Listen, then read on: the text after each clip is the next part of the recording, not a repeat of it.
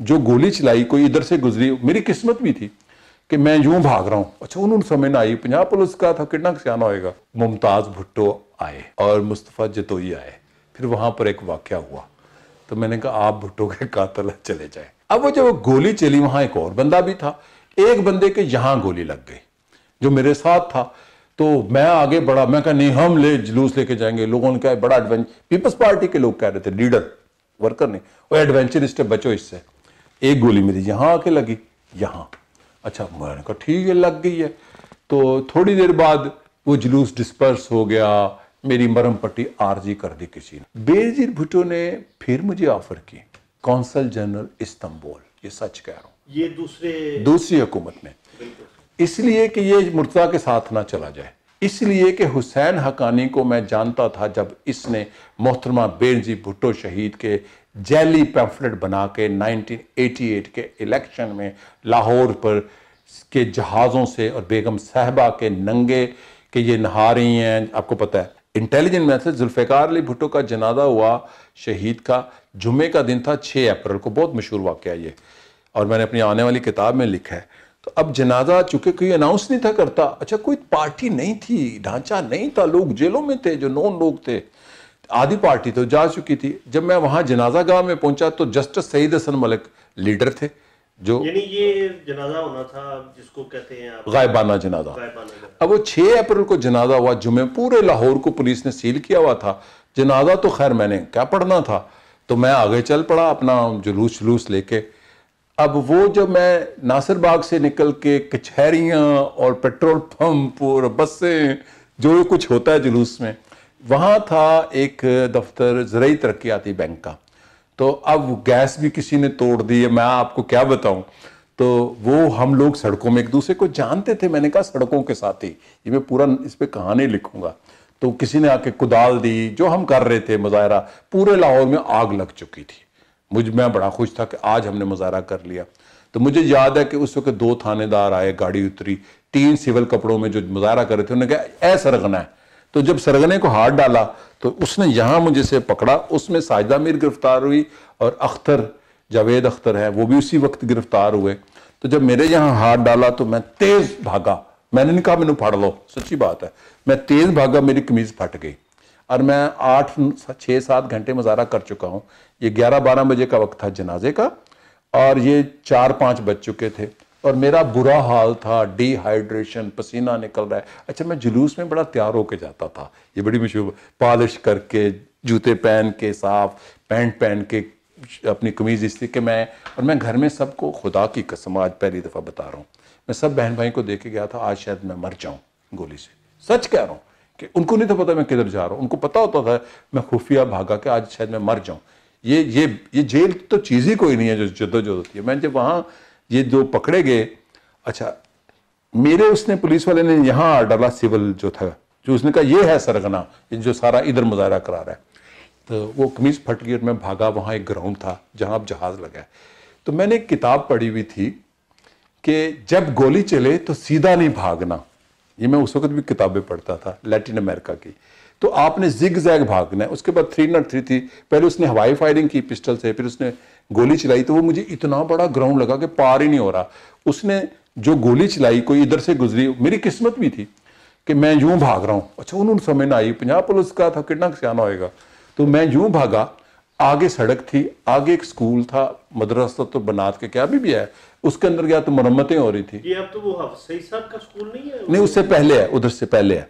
तो जब मैं अंदर गया स्कूल के, तो एक दीवार थी कोई 28 फुट की, वहां सीढ़ी लगी थी, ईंटें पे लोग काम कर रहे थे। मैं दीवार पे चढ़ा तो आगे गंदा नाला था, मैंने गंदे नाले में, काले पानी का गंदा नाला, लाहौर का गंद, लाहौर का सारा गंद, उस आज भी वो नाला है, मैंने उसमें छलांग लगा दी और मेरे पास हाल ही कोई नहीं था। 28 फुट से अंदर गया तो मैं बिल्कुल काला स्या गंद बदबूदार निकला, तो मैं एक अजीब, ये अब ये फिल्मी कहानी है। जब मैं बाहर निकला तो पिछली एक गली थी, वो लिटन रोड को मैं पहुंच चुका था। तो मुझे याद है, अब अच्छा लोग बड़े सपोर्टर थे पीपल्स पार्टी का, हर घर। मुझे याद है कि एक और ने कहा पुत्र इधर आ जा, उसने मुझे अंदर डाल के तो कुंडी लगा ली और मुझे नहलाने लग गई वो अपनी बेटी के साथ। उसके बाद जब मैं नहा के निकला तो राज बलोच, वो शायद अभी रिटायर हो गए, लॉ मिनिस्ट्री, वो एक्टिविस्ट थे, लिटन रोड उनके घर गया, عشق شام کے 6 بج چکے تھے، بخار مجھے چڑھ چکا تھا۔ تو اب یہ بتائیں کہ جدوجہد جو میں نے پڑھی تھی، جو میں نے لینن کو پڑھنا شروع کیا تھا کہ گولی، جب میں نے لیٹن امریکہ کی کہانی کہ جب گولی چلے تو زگ زیگ بھاگو، تو میں بھاگ گیا۔ اب ان کو تو نہیں تھا پتا یہ فروسل گوئندی ہے اس وقت، اگر اس وقت پکڑا جاتا تو اس دن مجھے قید ہوتی۔ اور ایسے تو سینکڑوں واقعات ہے۔ پھر یہ مجھے گولی لگی لاڑکانہ میں، پھر لاڑکانہ میں ایک دفعہ گولی چلی، وہاں لڑکا میری ہاتھ میں شہید ہوا، طلت ملتان کا تھا۔ یہ پہلی برسی تھی۔ دونوں ذرا واقعات بتائیں۔ ہاں، وہ یہ ہے کہ جب پہلی برسی ہوئی ذوالفقار علی بھٹو شہید کی، تو اسی طرح دونوں گولیاں لاڑکانہ میں لگی؟ دونوں گولیاں لاڑکانہ کی ہیں۔ یہ دونوں لاڑکانہ کے مختلف۔ ہوا یہ تھا، ایک نہیں تھی لگی، ایک لگی۔ ہوا یہ تھا کہ وہاں پہ اب برسی جب ہوتی تھی تو بیگم بھٹو بھی جیل میں تھی، یعنی ڈیٹینشن میں، بے نظیر صاحبہ بھی ڈیٹینشن میں تھی۔ تو وہاں پر پہلی برسی ہوئی تو بھٹو صاحب کہ ہم صبح صبح تیار ہوئے تو جلوس آئے، ماتم ہو رہے تھے، یا حسین یا بھٹو، یا حسین یا بھٹو، اور میں روتا ہوا باہر آیا۔ وہی مظفر علی بھٹو اور مشتاق بھٹو، مجھے یاد آ گئے نام، جو بھٹو صاحب کے کزن ہیں۔ ان کے بچوں نے مجھے رابطہ کیا ہے کہ ہمارے دادا کے پاپا کی تصویریں آپ کے پاس ہیں میرے پاس۔ تو میں باہر آیا، پھر ہم جلوس میں شام۔ اچھا، یہ ضمنی ایک سوال بیچ میں آ گیا، یہ تصویر میں نے بھی آپ کی دیکھی ہے فیس بک پہ، تو یہ تصویریں کون بناتا تھا؟ چاچا غلام رسول۔ اچھا، جس کا آپ نے ہاں، یہ بڑی اہم بات ہے۔ اچھا، میں اس کو پیسے دے دیتا تھا، وہ بھی غریب آدمی تھا، اس کی دکان ہوتی تھی چنگی امرسدوں میں، تو وہ یعنی تصویریں بنانے کے لیے وہاں جاتے تھے؟ نہیں، خالی تصویر، اس کا فوٹوگرافری کام تھا، ساتھ تصویریں بھی بنا لیتا تھا۔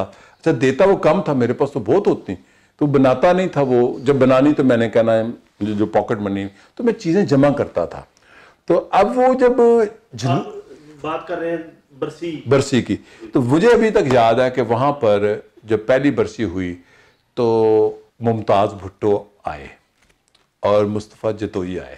پھر وہاں پر ایک واقعہ ہوا، تو میں نے کہا آپ بھٹو کے قاتل چلے جائیں۔ تو میں لیڈر تھا، وہ تصویر بھی ہے، میں خطاب فرما رہا ہوں۔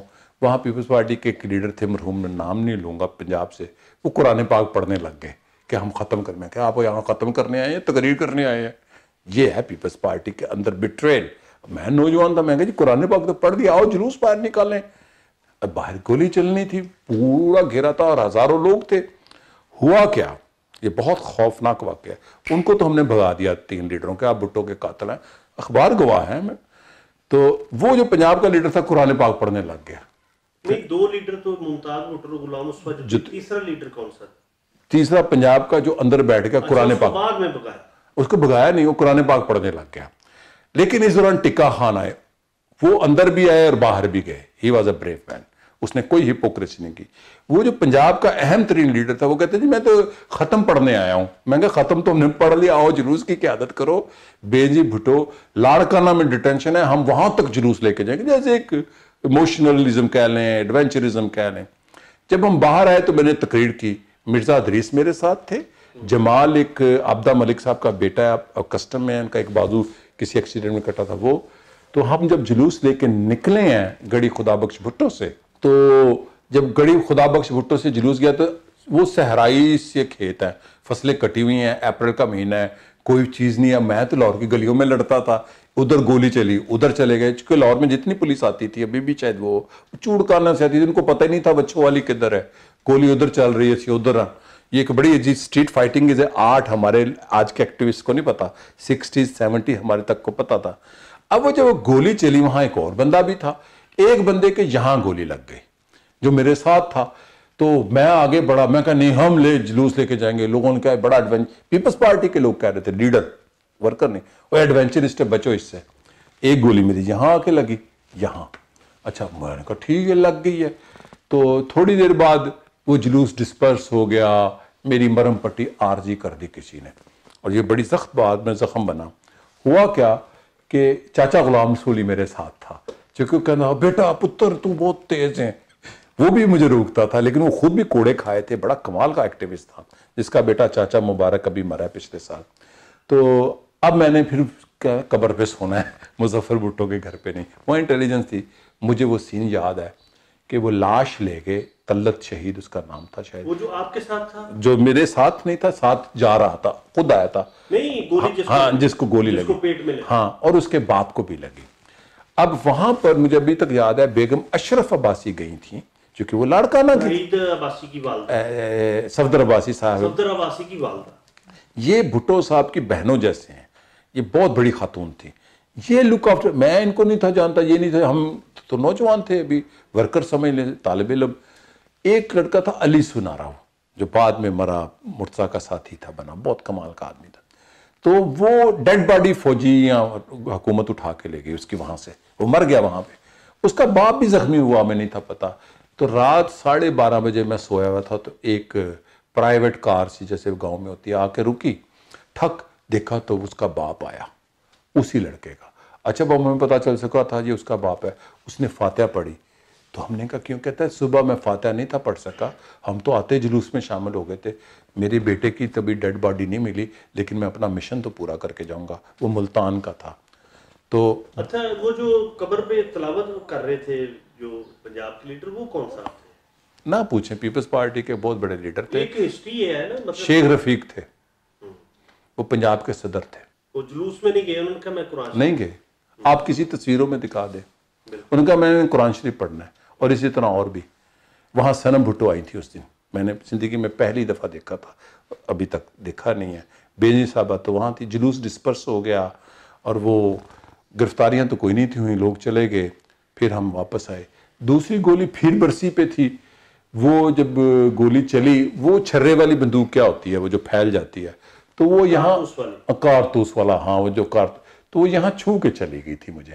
اس میں وہ جو تھا نا، میں نے راج کہا لڑکا میرے ساتھ ہوتا تھا یہاں، اب وہ لا منسٹری میں، ان کو لگی تھی گولی کہیں یہاں، اور اس میں لوگ مرے نہیں تھے، تو وہ لگی، اور اس کے علاوہ جو بچ گیا وہ تو علیحدہ بات ہے، یہ جو لگی مجھے، یعنی کہ ایک تو اگر یہ چھرا وہ کارتوس کا چلا جاتا گلے کو چھوا، اب یہ میری لک ہے، یہ تو جنگوں میں کوئی سب آپ آتے ہیں ذرا، یہ جو بینظیر صاحبہ جب اقتدار میں ہیں، آپ کو نوکری آفر ہوئی ہے، آپ نے نہیں لی امر جدید نے کی، اس کے بعد ذرا یہ بتائیں کہ یہ جو شہید بھٹو پیپلز پارٹی بنی، گنوا بھٹو والی، راؤ عبدالرشید والی، یہ کیا قصہ تھا؟